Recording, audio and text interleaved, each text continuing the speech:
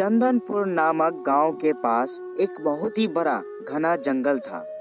उसी जंगल में एक इच्छाधारी नागिन अपने छोटे बेटे के साथ रहा करती थी। वो दोनों माँ बेटे नाचते झूमते जंगल में रहते थे। एक दिन नागिन का बेटा नागिन से कहता है, माँ, हम कितने सालों से इस जंगल में रह रहे हैं, पर आप कभी भी मुझे उस ऊंचे पहाड़ी पर नहीं ले गए।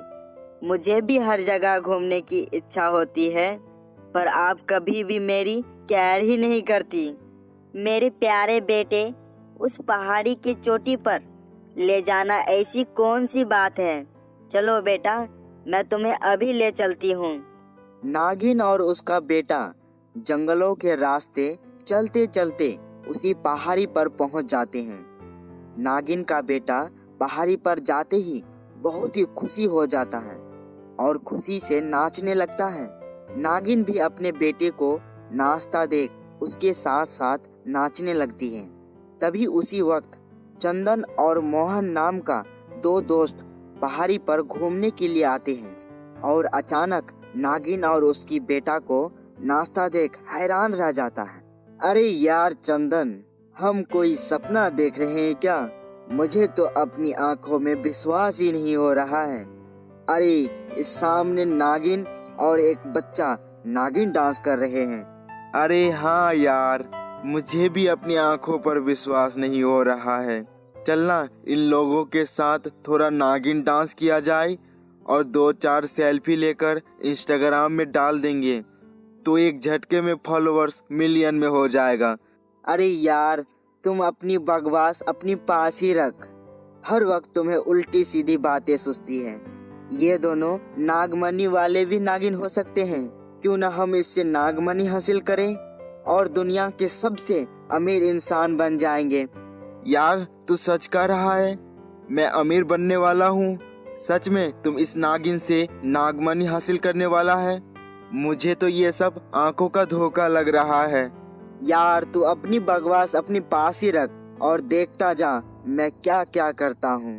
मैं तो जंगल में पशु पक्षी को मारने के लिए बंदूक लाया था, पर सच में मेरी किस्मत बहुत ही अच्छी है जो मेरे सामने नागमणि वाला नागिन है। सोहन मदन को ये कहकर अपना बंदूक निकालता है और बंदूक से नागिन को एक गोली मार देता है। गोली नागिन को लगते ही वो जमीन पर गिर जाती है।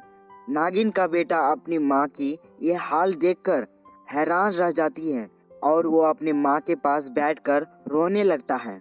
तभी मदन और सोहन उस नागिन के बेटे के पास आता है। ओ नागिन के बेटे, अब मैं तुझे भी मार दूंगा, लेकिन तुम्हें एक शर्त में छोड़ूंगा। अगर तू हमें नागमणि का पता बता दे तो हम तुम्हें छोड़ देंगे, हम तुम्हें जाने देंगे। अरे ओ इंसान के बच्चे, तूने हम पर हमला करके बहुत बड़ी गलती कर दी। तू क्या समझता है तू बच जाएगा? पर हम तुम्हें छोड़ने वाले नहीं हैं। हमें तेरी नसीहत की कोई जरूरत नहीं है। तुम्हें अगर अपनी जान प्यारी है तो बता नागमणि कहाँ है? अरे ओ नास पीटे, मैं तुझे नागमणि का पता तो क्या, मैं तुम्हें कोयले की खान का पता ना बताऊं? इसमें अगर मेरी जान भी चली जाए तो मुझे कोई गम नहीं।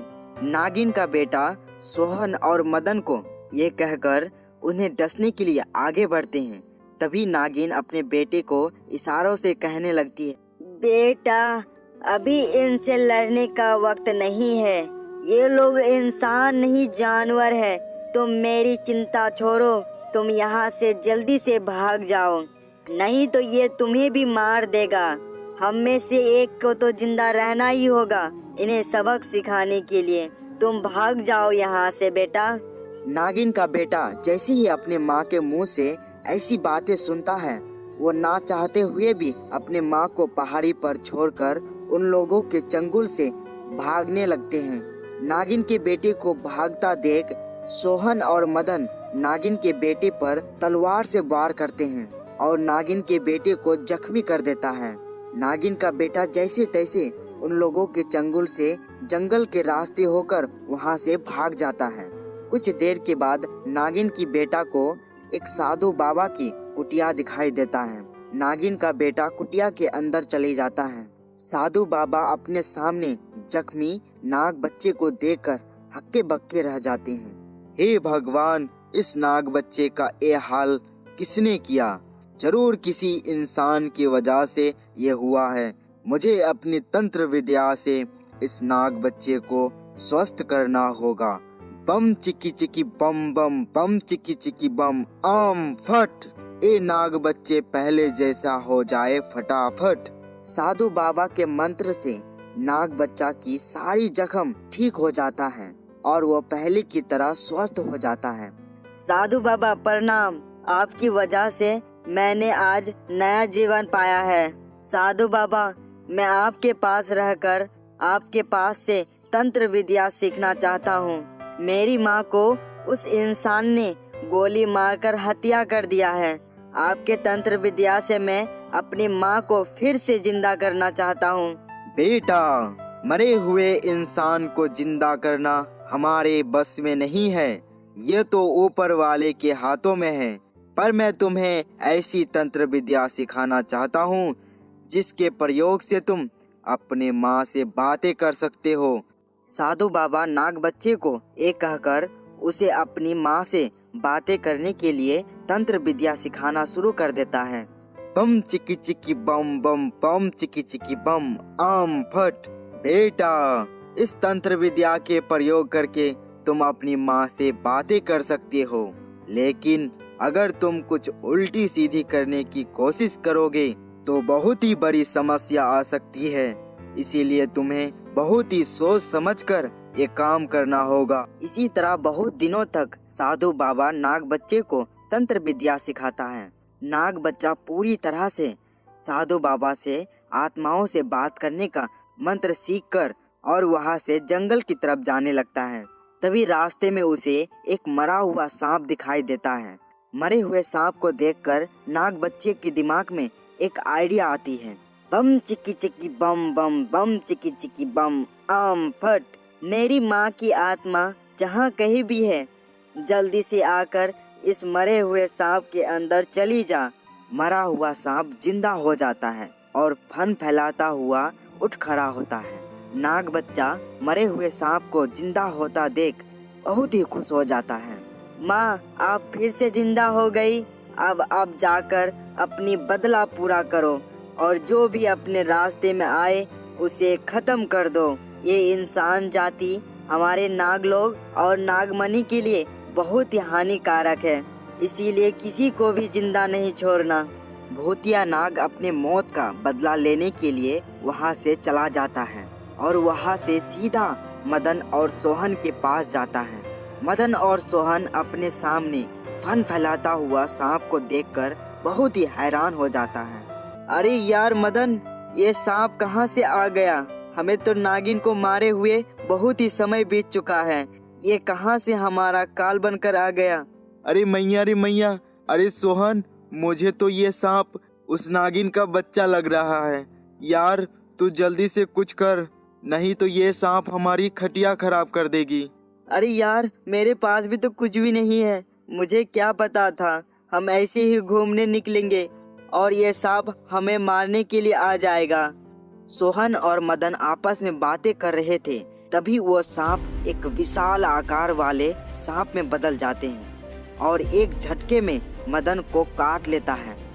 सोहन मदन का ये हाल देखकर वहाँ से दुम दबाकर भाग जाता है। नागिन भी सोहन के पीछे पीछे जाने लगता है। अरे यार, मुझे किसी भी हाल में यहाँ से भाग निकलना होगा, नहीं तो ये कल मोही नागिन मदन की तरह मुझे भी मार डालेगा। सोहन जंगल के रास्ते भागता रहता है। तभी रास्ते में उसे उसी साधु बाबा की कुटिया दिखाई देती है। सोहन जैसे तैसे करके साधु बाबा की कुटिया के पास आता है। साधु बाबा, आप मुझे बचा लीजिए। मेरे पीछे विशाल आकार का एक सांप पड़ा हुआ है, आप मुझे बचा लीजिए। उस नागिन ने मेरे दोस्त को भी मार डाला है। बेटा, तुमने जरूर उस नाग के साथ कोई छेड़छाड़ किया होगा, नहीं तो वो ऐसे ही तुम्हें मारने के लिए उतावला नहीं हो सकता। पर तुम मेरे शरण में आए हो, इसीलिए अवश्य मैं तुम्हारी मदद करूंगा। तभी साधु बाबा के कुटिया के पास वही भूतिया नागिन आ जाता है और साधु बाबा से कहने लगता है, अरे ओ बूढ़े साधु बाबा, उस इंसान को बचाने की कोशिश मत करना, उसकी वजह से मेरी मौत हुई है। अगर तू उसे बचाने की कोशिश करोगे तो अपनी जिंदगी से भी हाथ धो बैठोगे। अगर तुमने इस इंसान के साथ कुछ भी गलत करने की कोशिश की तो मैं तुम्हें भस्म कर दूंगा। तुम्हारे पास इतनी शक्ति नहीं है जो तुम मुझे मार सकोगे। भूतिया नागिन ये सुनकर साधु बाबा पर अपनी जादू का प्रयोग करती है। साधु बाबा भी भूतिया नागिन को रोकने के लिए उस पर पलटवार करता है। इसी तरह दोनों में युद्ध होने लगता है। तभी वहाँ पर नागिन का बेटा भी आ जाता है। साधु बाबा, आप इस हत्यारे इंसान को बचाने के लिए मेरी माँ को खत्म करना चाहते हैं। मैंने आपसे तंत्र विद्या सीखकर अपनी माँ को जीवित किया है। मैं फिर से अपनी माँ को खोना नहीं चाहता हूँ। नाग बच्चा साधु से बातें कर रहा था कि तभी उसी समय सोहन बाबा का त्रिशूल निकालकर भूतिया नागिन के ऊपर बाढ़ कर देता है, लेकिन वो त्रिशूल नागिन को ना लगकर नाग बच्चे को लग जाता है और नाग बच्चा वहीं पर गिरकर मर जाता है। साधु बाबा सोहन का ये व्यवहार देखकर बहुत ही गुस्से में आ जाता है और अपनी तंत्र विद्या का प्रयोग करके उसे भस्म कर देता है। सच में नागिन, इस इंसान ने तुम्हारे साथ बहुत गलत किया था। इसे इसकी सजा भी मिल गई है। मैं ऊपर वालों से प्रार्थना करता हूँ तुम दोनों की आत्मा को शांति मिले और तुम दोनों माँ बेटे के रूप में फिर से दोबारा जन्म लो। साधु बाबा ये कहकर उस मरे हुए सांप के अंदर से आत्मा को भी निकाल देता है और नाग बच्चे का ये हाल देखकर दुखी होकर कुटिया के अंदर चला जाता है। उम्मीद है दोस्तों आज की कहानी आपको बहुत पसंद आई होगी। ऐसी और जादुई कहानी के लिए चैनल को सब्सक्राइब करें और बेल आइकन के घंटी को दबाना ना भूलें। और आप अपनी कहानियाँ हमारे साथ शेयर करना चाहते हैं तो हमें ईमेल ज़रूर करें। हमारी ईमेल आईडी नीचे डिस्क्रिप्शन बॉक्स में दी गई है। और हाँ, वीडियो को लाइक और अपने दोस्तों को शेयर करना ना भूलें। Thank you.